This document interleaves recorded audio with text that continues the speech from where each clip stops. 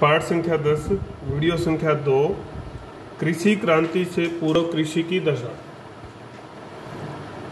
आपको पता है कि जैसे कि भारत में भी हम देखते हैं कि कृषि प्रधान देश था, तो उस समय यूरोप की अगर 18वीं सदी की बात करते हैं तो 80% जो लोग हैं वो गाँव में ही रहते थे। सारा जो जीवन है वो खेती पर निर्भर था और सामंती व्यवस्था प्रचलन पर थी। ये सब हम पढ़कर आ चुके हैं। जीवन निर्वाह के लिए जो है खेती की जाती थी। जीवन निर्वाह कृषि व्यवस्था भी इसको कहा जाता था। इसकी जो निम्नलिखित विशेषताएं हैं उसके बारे में हम बात करेंगे। सामंत प्रणाली, पहली जो विशेषता है वो है सामंत प्रणाली। क्रांति से पूर्व की बात कर रहे हैं हम, तो जो भी मतलब अन्य इंग्लैंड या यूरोप के अन्य देश थे उनमें सामंत प्रणाली प्रचलित थी। भूमि के जो मालिक हैं वो सामंत होते थे। खेती का सारा काम इन सामंतों के अधीन जो कृषक दास, एक तो गुलाम रखते थे ये, दूसरा स्वतंत्र किसान जो होते थे उनसे भी काम जो है उनको भूमि पट्टे पे दे देते थे, किराए पे दे देते थे, उनसे भी काम करवाते थे। खुद स्वयं बहुत नाम मात्र ही काम करते थे या करते ही नहीं थे। तो कृषक दास जो थे सामंत की भूमि से डायरेक्ट जुड़े होते थे। उन्हें सामंत की जमीन के ऊपर बेगार हम पहले ही पढ़ चुके कितनी बार की जबरदस्ती काम लेना। उसके बदले में सामंत इनको खाने के लिए कुछ अनाज और कुछ स्थान जो है रहने के लिए दे देते थे। कुल मिलाकर बस जीवन निर्वाह हो जाए, चल जाए, वही, अलग से कुछ नहीं मिलता था। स्वतंत्र जो किसान होते थे उनको सामंत जो है जमीन देते थे, तो इस बदले में किसान जो है लगान देता था। इस दोनों ही जो बातें हैं इनमें जो है दासों का भी और कृषकों का भी, स्वतंत्र किसानों का भी जो है सामंत जो है शोषण करते थे। और कृषि उत्पादन या कृषि में जो कोई विशेष रुचि न दिखाने के कारण से उत्पादन में जो है बढ़ावे के लिए कोई जो है प्रयास या प्रयत्न ये नहीं करते थे। तो ये थी सामंती, जिसने कृषि व्यवस्था को बिल्कुल जड़वत बना दिया, वो आगे विकास नहीं कर पाई।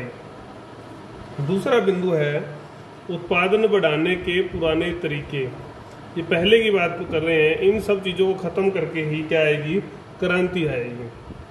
पुरानों को छोड़ के नई चीज़ें लाएंगे, ज़्यादातर चीज़ों में हम बदलाव करेंगे। कई शताब्दियों से परंपराएं प्रचलित थी। 1/3 जगह खाली छोड़ दी जाती थी, प्रति जिसको बोलते थे, भूमि प्रथा थी। 3 भागों में जो कृषि योग्य भूमि थी उसको भी 3 भागों में जो है बांट लेते थे। इन 3 भागों में से क्रमशः एक भाग को जो है हर बार जो है छोड़ के जो खेती की जाती थी। 2 भागों पर खेती होती थी ताकि उर्वरा जो उपजाऊ जो शक्ति है वो बढ़ाई जा सके। एक तो बात ये थी, एक कारण तो ये था पुराना। दूसरा क्या था कि फसल को बदल कर बोने का था। लेकिन फसल बोना जो है बदल कर बोना तो बहुत उपयोगी चीज़ थी, लेकिन इनको इसका ज्ञान नहीं था, तरीके का ज्ञान नहीं था तरीके का कि कैसे बोना, कैसे इसका उपयोग लाभ ज़्यादा उठाया जा सकता है। तीसरा बिंदु इसमें ही अगर हम बात करते हैं, एक और विषय था, वो था सामूहिक, या इसको आप तीसरा बिंदु भी कर लो। सामूहिक खेती प्रणाली भी एक बड़ी बाधा थी। कैसे बाधा थी इसको भी हम समझेंगे। सभी लोग मिलकर खेती करते, गांव के जितने भी लोग हैं सभी लोग मिलकर पंचायत या मतलब एक प्रकार से मीटिंग बुलाते, उसमें निर्णय तय करते, एक जैसी फसलें उगाते, तरीके भी एक जैसे होते इनके।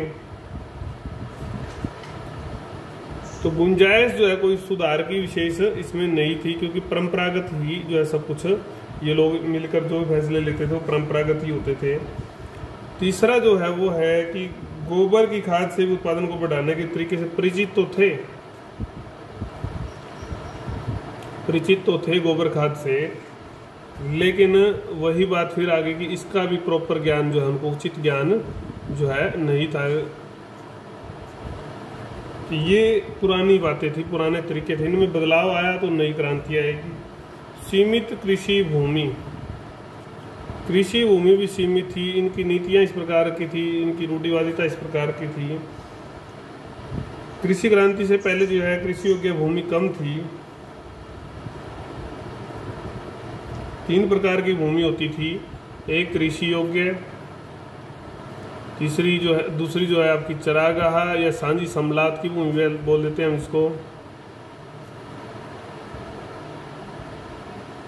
और तीसरी आपकी थी बंजर।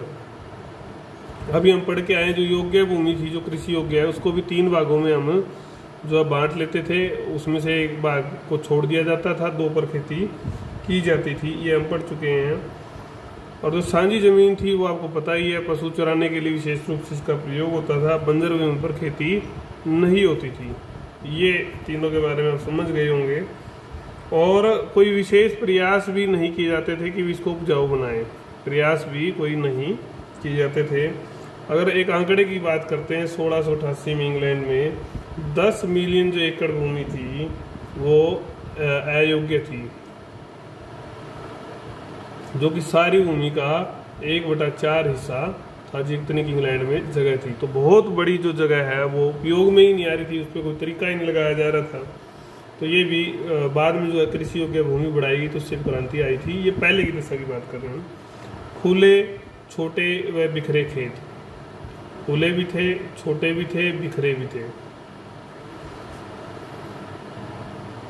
तो 3 पट्टियों में बांटकर हम अभी 3 पट्टियों में जो है जमीन जो है किसान को दी जाती थी, थोड़ी थोड़ी भूमि जो है दी जाती थी, कुछ बढ़िया और कुछ घटिया, दोनों तरह की जमीन जो है होती थी।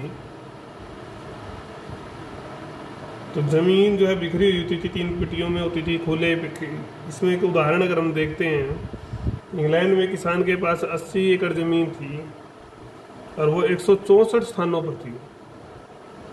तो वो कैसे तो वहाँ पर जाएगा, समय खराब होगा, ध्यान नहीं दे पाएगा खेत पर, वो कैसे ध्यान देगा।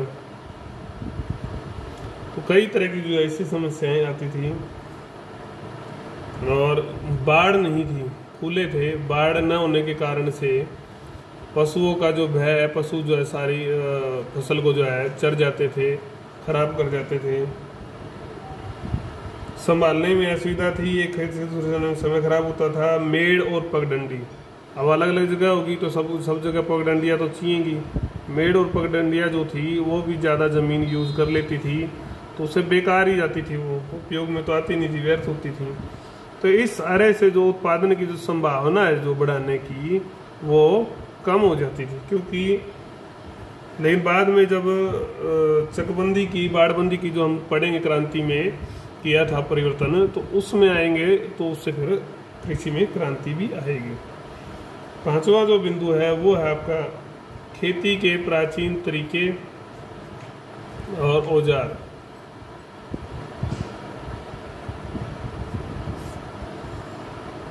सर आर्थर यंग के अनुसार जो है, अगर हम बात करें, फ्रांस में 18वीं सदी में कृषि के तरीके 10वीं सदी से आगे नहीं बढ़ पाए थे। इंग्लैंड में भी अगर हम बात करते हैं 16वीं शताब्दी में, 17वीं शताब्दी में जानकारी थी, जानकारी के बावजूद महारानी एन के काल में, जो कि 1702 से 14 का था, तरीके वैसे ही थे, पुराने तरीके ही थे जैसे कि विजेता विलियम के समय में थे। विलियम के समय में क्रांति हुई थी, पुराने तरीके थे, कुल मिलाकर नया नहीं कुछ आ रहा था। लकड़ी के हल का प्रयोग किया जाता था। किसानों को दरांती जो और अन्य जो औजार थे वो भी अनगढ़ थे, अच्छे तरह से स्किल्ड नहीं होते थे। गाड़ियों के पहिए और धुर्रे भी जो है आपके लकड़ियों के थे, इससे यातायात फास्ट नहीं होता था। ना बढ़िया बीज था, ना उन्नत जो है खाद थी।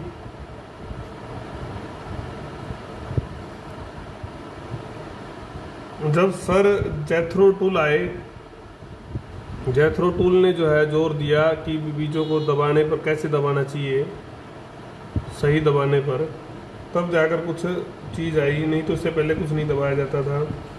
कहावत भी प्रसिद्ध थी, 100 for grain in a row, 1 for pigeon, कबूतर खा जाता था, 1 फॉर क्रो, कौवा खा जाता था, 1 फॉर टू रूट और 1 टू ग्रो।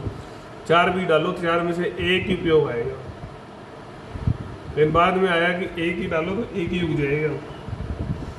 नहरों तथा सिंचाई की साधनों के अभाव के कारण नहर सिंचाई की सुविधाएं जो है कोई विशेष नहीं थी। इन सब के कारण से अकाल सूखा जो है आम बात थी, और इसमें जो किसानों की दशा है वो बिगड़ जाती थी। पानी की निकासी जो का भी प्रबंध जो है सही नहीं था, उसके कारण से जब बरसात होती, बारिश आती तो दलदल मच जाती थी, ज़मीन जो कृषि योग्य भूमि खराब हो जाती थी।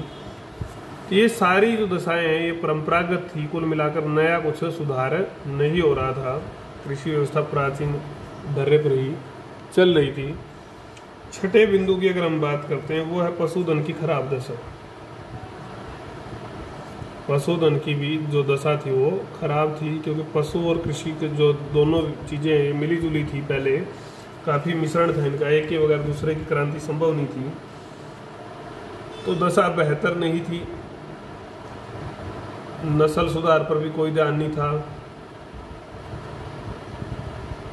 सर्दी जब आती तो चारे की जो कमी हो जाती, चारे की कमी के कारण से पहले ही जो है सर्दियों में पशुओं की एक बड़ी संख्या में हत्या कर दी जाती थी। पशुओं को मार दिया जाता था, क्योंकि चारा मिलेगा ही नहीं तो उनको खिलाएंगे क्या। और जो थोड़ी बहुत जगह थी तो सांझी जो चरागाह थे उनमें चरने के लिए भेजते थे, और जब भेजते तो उसमें छूत के जो रोग हैं पशुओं के वो फैलने का बड़ा डर रहता, और फैलते भी थे। सामान्यतः नस्ल दुर्बल थी, छोटी थी। कुल मिलाकर पूंजी अभाव और देखभाल के कारण से जो है स्थिति खराब थी पशुधन की। तो ये हमने अभी तक पढ़ी कि कैसी जो स्थिति वहाँ पर पहले थी, पहले का जो काल रहा, कृषि क्रांति जब तक हुई नहीं तब तक वहाँ क्या क्या दिक्कतें थी। अभी हम पढ़कर आए सारी बात कि आत्मनिर्भर व्यवस्था तो थी। सामंती व्यवस्था के अंतर्गत कृषि 80% लोग वहीं कृषि पर निर्भर करते थे।